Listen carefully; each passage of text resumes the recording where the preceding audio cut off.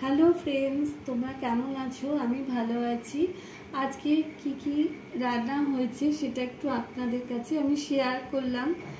প্রথমে দেখাচ্ছি করলা ভাজা করেছি, খুব ভালো লাগে খেতে গরম গরম। তার মধ্যে একটু ঘি থাকবে আর একটু কাঁচা লঙ্কা, একদম খুব দারুণ হবে। আর এটা হচ্ছে পটল পোস্ত আলু দিয়ে করেছি, এটাও খেতে খুব ভালো লাগে আর এটা একটু ঝাল করা হয়।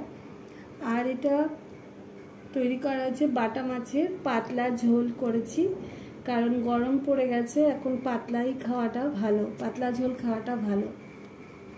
আর হয়েছে বাড়িতে তৈরি হচ্ছে আচার, আমের আচার, সেটা একটু দেখালাম আপনাদের কাছে। তো এই আমাদের আজকের মেনু। আপনাদের কেমন লাগলো আপনারা জানাবেন, এবং আপনারা কি করছেন কি খাচ্ছেন সেটাও শেয়ার করবেন, তাহলে খুব ভালো লাগবে। আজকের মতো এইটুকু, কালকে আবার আসবো।